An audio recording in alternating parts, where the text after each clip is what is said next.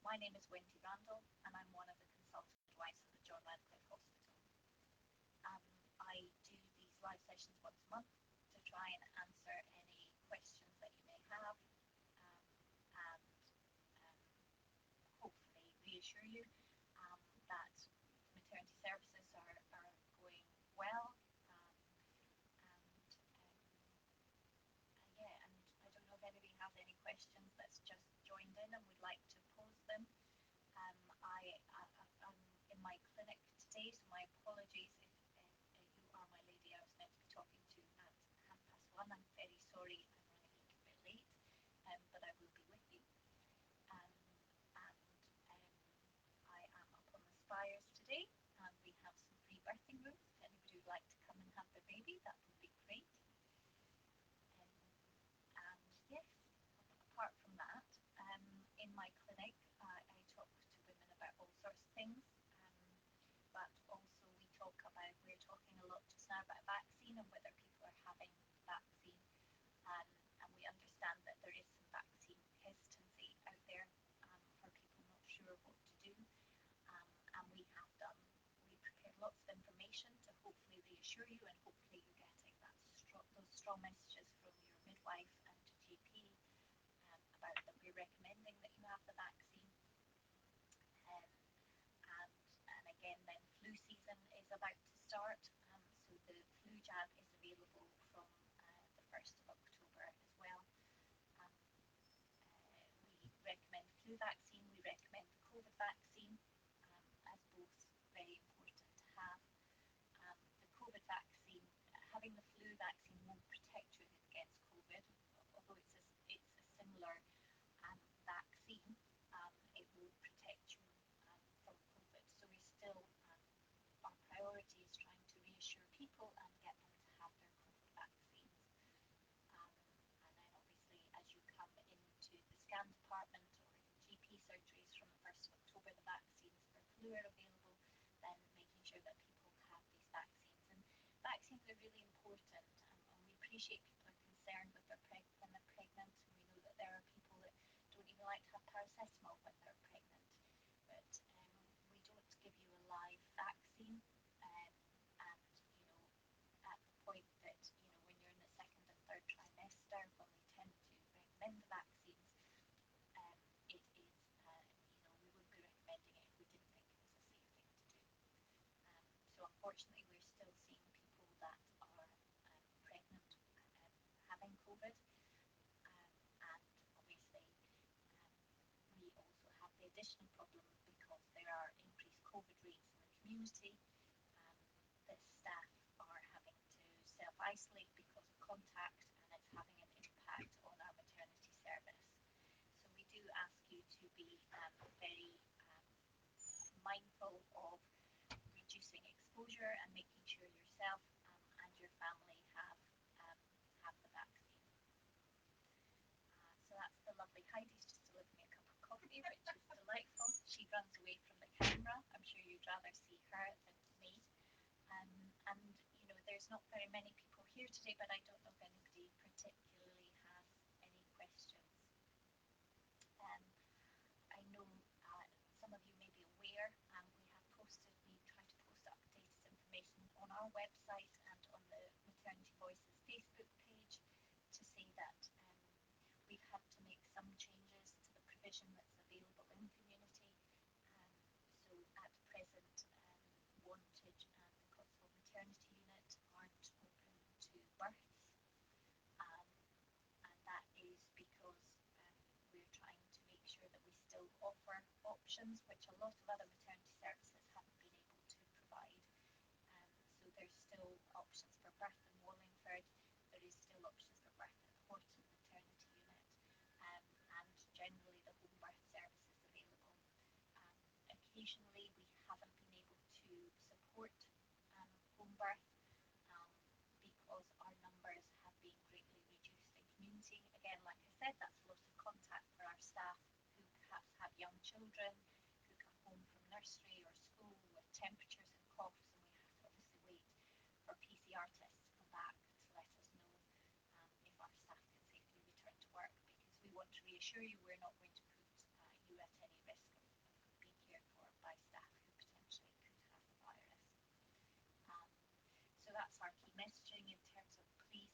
encourage friends and family to be vaccinated, and to help protect everybody and keep people at work, because that is probably our biggest problem at the minute. But we are still here, we are still open, and we will do everything we can to support people's birth choices. But apologies if it does affect you, if you're somebody that's planned a home birth, and on that night or day in question we don't have a community midwife to look after you there. We may have to ask you to birth in either one of the midwifery-led units, or generally it tends to be up on the spires. And we're sorry if that was your plan. It's like I said, it's very rare that we have to do it, but we do say to people, community midwives do talk to you when planning a home birth and saying, it is staff permitting in that case. So as they change the settings, I'm a little bit worried that, oh yes, I'm going to have to scroll down. They change everything all the time. Apparently you can't hear me very well. I am sorry. I hope that you can hear me now. I am quite quiet spoken, so I'll try to speak up a bit, and also my computer does act up. So Rachel, you're saying, is there any news on the reopening of the Chipping Norton?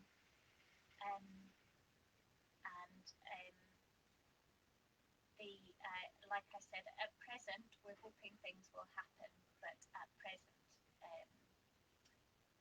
we aren't. If I try with my headset on, let's see if that helps with the volume for you.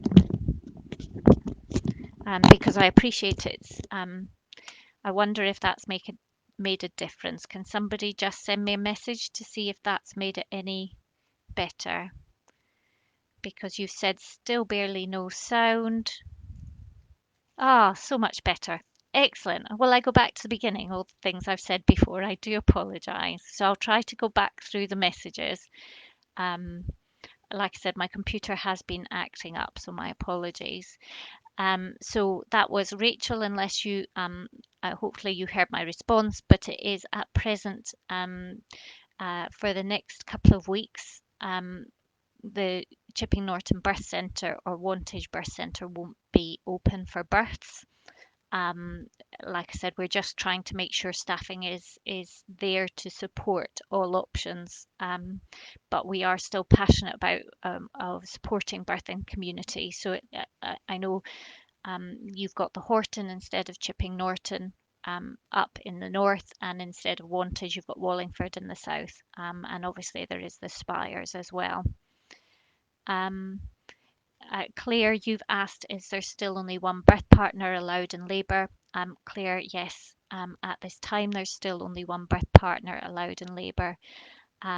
Much like I was trying to say at the beginning, and I'm sorry if a lot of that was lost about vaccines, etc., is because there is still a high percentage of people being COVID positive, because it's having an impact on our staff, we're trying to reduce all possibilities of that being an option. So unfortunately, yes, at present it is just one birth partner, because that's of course less exposure from having extra people in the unit, and to the midwife at the time she's looking after you in labour.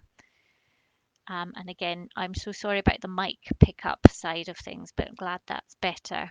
Erin, you're due in December. So is it likely you can have two birth partners then? I think, Erin, it's an evolving picture. We're really wanting to get back to normal. I'm sure much like you are in other aspects of your life. And that is our aim and drive, to get back to normal.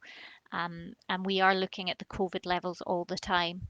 I don't have a date as such to be able to say this is when we are getting back to normal. But we will, we will plan towards that. And your Maternity Voices partnership, we are in regular contact with them, and they are obviously advocating on your behalf. So they will constantly keep that pressure on us to be looking at how we then step back to normal. Rachel, you were told that an update will be given about Chipping Norton today. Is that the That the update?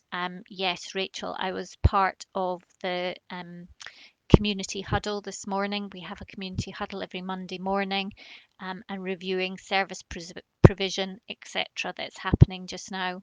And yes, Chipping Norton and Wantage will be closed to births. They're still open for antenatal care and postnatal care, but will be closed for births for I think the next 2 weeks. We're trying to look at it two weekly, and we're trying to obviously get more of an idea of how many of our staff are having to self isolate, etc., as well to inform next steps.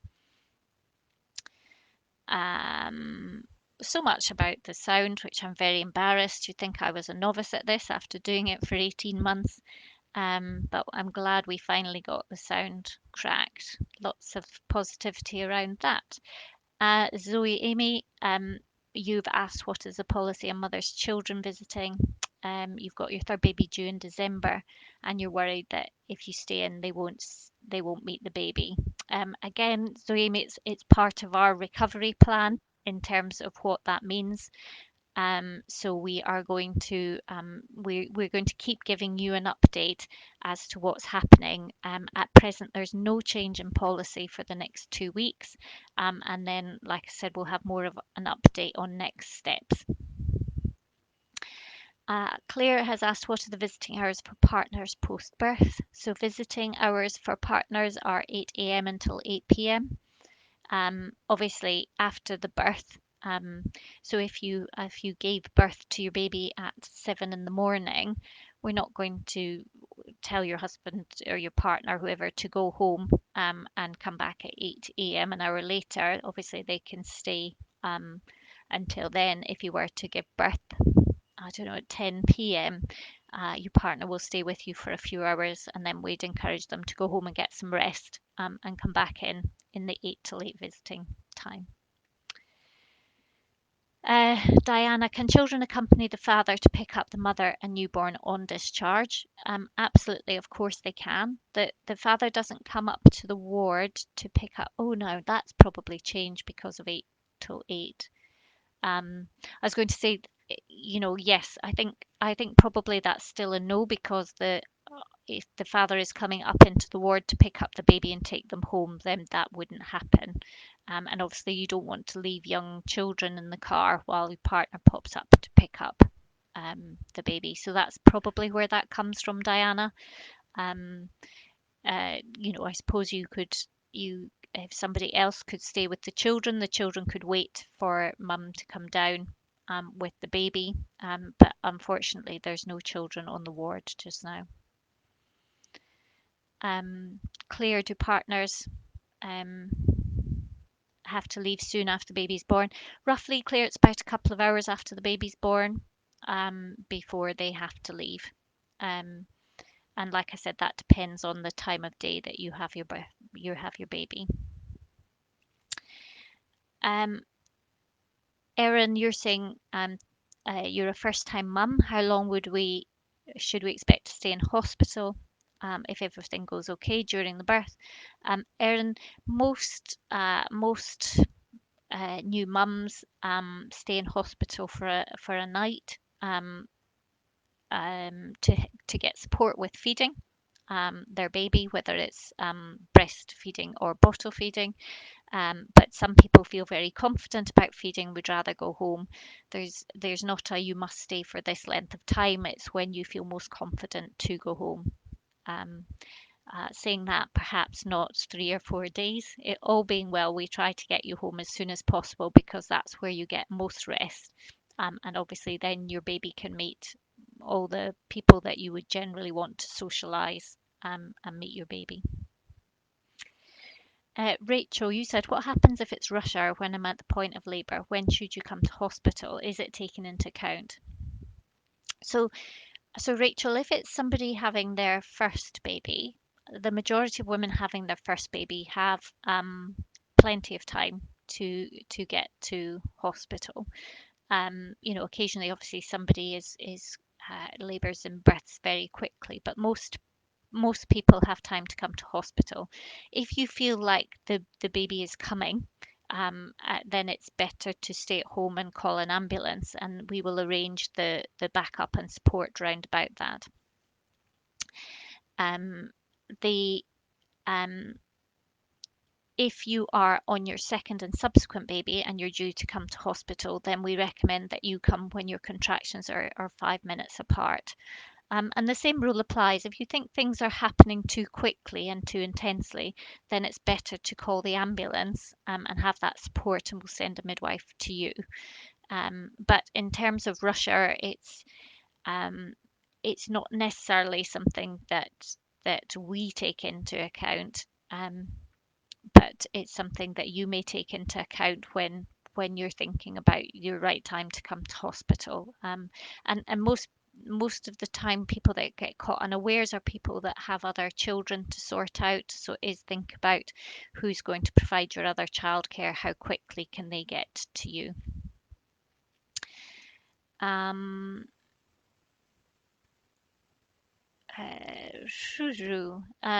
we got Wendy. You having a planned cesarean section. Can you run through what will happen?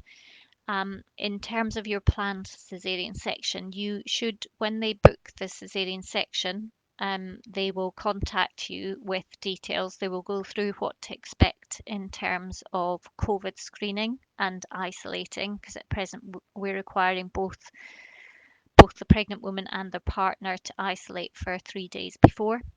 And they will talk you through when to stop eating and drinking, any tablets that you need to take, the time that you should come in, um, and stuff around that. Your community midwife can, there's lots of information on this Facebook page about what to pack in your hospital bags, and things like that. And you'll talk to an anaesthetist as well, about anaesthetic and stuff like that. So generally, you have a planned time that you come in. You come in with your partner, and you will go to the waiting area on delivery suite to have your baby. There will be a little bit of hanging about, so we always say to people, bring something to entertain yourself with, whether it's a puzzle book, a magazine, a book. Some people bring in their iPads, and then you'll meet the midwife who's going to take you into theatre. And at the time they'll take you in, you'll have the anaesthetic, baby will be born, and you'll go to the recovery area on the delivery suite before you're then transferred to the ward. And we try to get people home. If you have your cesarean in the morning, we try to get you home in the evening the following day. If you have it in the afternoon, you maybe 2 nights that you stay in. But we try to get you back on your feet as soon as possible and get you home as soon as possible. Okay. Tintu, you have asked if you can have grapes to eat. Yes, you can. Charlie, are there going to be antenatal classes that are in person December and January? So Charlie, there are some antenatal classes happening in community just now. Please talk to your midwife. There's not very many, and we are going to be setting up some virtual antenatal classes. Um, I think it's watch this space. Again, Charlie, this is us trying to get back to some sense of normality, and we absolutely want to ensure um, that um, that we can still provide antenatal education because it's very important. But watch this space in terms of this Facebook page for classes and things that we can do. We did do some initially during COVID, so there is some information, and the films are stored on this Facebook page YouTube site. Wendy, you've asked them what's the policy with partners. I presume that is at planned cesarean section. They will be with you when you come in for your planned cesarean section. They will wait with you till you into theatre. They will come into theatre with you. They will wait with you for a few hours afterwards. And if you go up to the ward within that few hours, because it is daytime, 8 till 8, they will go with you. If there's any if it's after 8 p.m., partners are then encouraged to go home and rest, to return the next day from 8 till 8. Katie, you're saying this is your second pregnancy. You've been referred to the consultant obstetrician to discuss your birth options because you bled quite heavily after episiotomy. So you had some problems. You're anxious about it happening again. I'd like to know if you could still birth your baby at Wallingford or the Spires. Um, and you'd very much like to have a midwifery led birth this time around. So, Katie, absolutely go to the consultant and talk through those options with them. We also have a mode of birth clinic. If you speak to your community midwife, we can go through the options of birthing and midwifery led units from a midwifery perspective. So do speak to your community midwife about it, and we'll see how best we can support you. The discussion should be similar. It is about sharing information and giving you the information to make the best choice for you. Um, so Rachel, if baby is breech at the 36 week, is a planned cesarean section always offered? So Rachel, what happens at 36 weeks if your baby is breech is you will receive an appointment for our breech clinic, which runs on either a Monday or a Tuesday. And you'd go there and they'll do some scanning to look at positions of baby and they'll discuss birth options with you. But of course, if baby is breech, then a planned cesarean section is an option, as is a planned vaginal breech birth, depending on in what position the baby's inside you. So they will give you, again, the information to make the right choice for you. Leanne, you're due your fifth baby in January and you plan to birth at the Horton, but have since been told I have to go to the JR. Is there any way to avoid having to go to the JR? Also, what happens if I get there and I'm not quite ready? Would I be sent away? So, Leanne, please talk to your community midwife. All of the community midwives can have that discussion with you. And if they feel like they need support with that discussion, they will contact the consultant midwives to have more of a discussion. Again, it's trying to think of the the benefits and potential risks of both options and which is the best one for you. We're not here to tell you what to do, what you can and you can't do. We are there to share information so that you can um, make the right choice for you. Wow, whistle stop tour through lots of questions, and I'm so sorry about the computer glitches to begin with. That's not like me at all. Um, I don't think there are any more questions just now. And, there are obviously similar concerns and threads into, what I can hear in terms of what we're making people anxious. I think, the, I completely understand the restrictions for COVID seem difficult when so much of the rest of the community is opening up. But we are seeing an impact in the rise of infections for us in maternity. We have had pregnant women who are unwell, and we also have had a significant reduction in our staff having to isolate until we get PCR tests, etc. back. So our big message has to be we do still promote people having the vaccine, making sure and your surrounding family are vaccinated, and trying to keep everyone as safe as possible so that it keeps us all at work and you as safe as could be. I think there's a couple more questions just snuck in before I was going to sign off. Um, Becky, your little boy was born on Thursday and he's not still not latching. How do you pursue a tongue tie assessment? So Becky, please contact the infant feeding team, and they will help you. The infant feeding team will talk you through positioning and attachment. Um, and go through that with you and obviously support in the community. I understand from the infant feeding team there's some more community clinics starting to be set up, which is really positive. Um, and again, as things start to open up, there'll be more and more help available. But the infant feeding team would be the best place to start with, or like I said, your community midwife, and see what we need to do is have a look at how baby's feeding, how best to support you, and an assessment of making sure baby is peeing and pooing properly, and not getting, making sure baby has enough milk. So do get in touch with community midwife. Like I said, we've got some fantastic support workers in community available for you, and the infant feeding team. I think the numbers for all of that should be in your care plans. Uh, and then we have Emma. You understand the process to elect a caesarean section. Maternal request has changed now. Is that correct?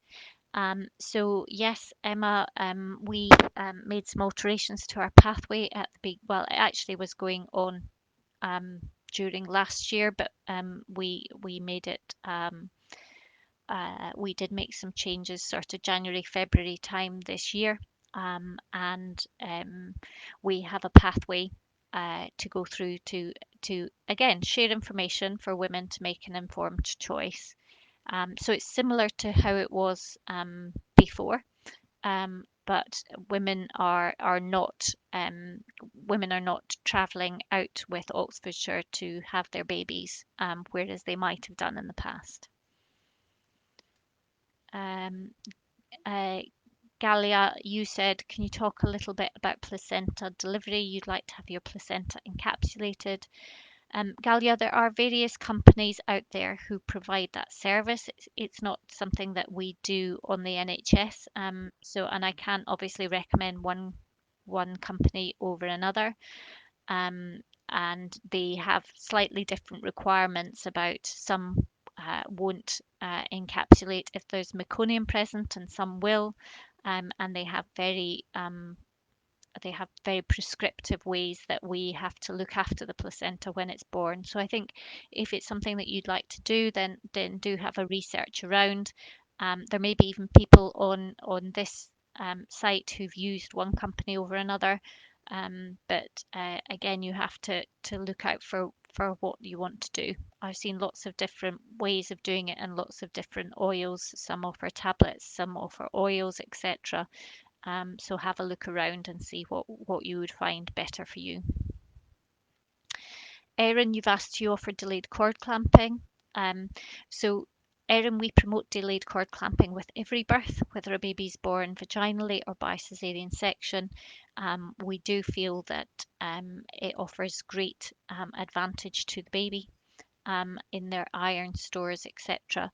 So yes, it's something we promote for everyone. The only time we can't is when we are worried about um, that baby needs a little bit more help. And after the birth of the baby, in which case we will respond to that first. But I would say the majority of babies that are born have delayed cord clamping. So Becky, the community midwives, I think, been the one that suggested tongue tie might be an issue. Um, if that is the case, um, she can refer you to, from the NHS perspective, for tongue tie. A feeding assessment tends to be the best way forwards, which is why I think the infant feeding team would be great for you. And then if they feel that it's a position, because even with a tongue tie, babies can latch. It just sometimes takes, a different position, different way to get baby latched.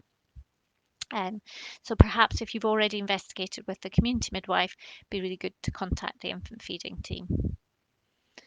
Um, and you're pumping in the meantime to keep him fed. That's brilliant.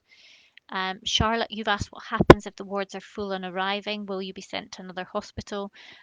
Charlotte, we haven't. I don't think we've ever closed. I've been here for 7.5 years. I don't think we've ever closed the JR to births. We always have a miraculous way of finding space. So please don't worry about that. Um, One of the things that can be delayed if we are very busy is the elective work. So we have had people that have been booked for inductions or for caesarean sections, and we've had to delay them because we've had perhaps influxes of lots of people in natural labour. And we're very sorry if that happens to those people who have it planned, but it is actually incredibly important to keep our service safe going forwards. So I hope you understand that. We appreciate when things are planned. It's annoying when it doesn't happen that way, but safety has to be our priority. Um, and is it Mime? I'm sorry if I haven't pronounced that properly. In relation to the cord blood and placenta, you were told by the obstetrician the other day they won't allow external companies in at the moment to do this. So yes, in terms of we aren't um, at present supporting stem cell collection because the last time we reviewed our policy, and it may have changed since then, but the blood transfusion service said that they wouldn't store privately collected, privately stored stem cells. So, from our perspective, if they aren't going to use it, we felt that that was a lot of expense for people to do it. If actually you're doing it for your child that may need it or somebody who may need it in the future, but actually the transfusion service wouldn't use it. Um, and again, we talked about delayed cord clamping and the value of doing delayed cord clamping. If you do delayed cord clamping, there isn't enough blood left in the cord to do stem cell collection. So we don't, if it's stem cells that you're talking about, it's not something that we advocate people do because we think delayed cord clamping offers much more value to that baby. And if it is about the placental encapsulation, we have followed the instructions. We've continued to do that over COVID if that's what people wanted. We followed the instructions, and then it's been up to the partner to take the placenta out of the hospital and hand it over to the person who's going to perform the encapsulation. Wow, lots of things covered. So again, terribly sorry about the little blips before, and the Maternity Voices partnership might want to cut the first bit out.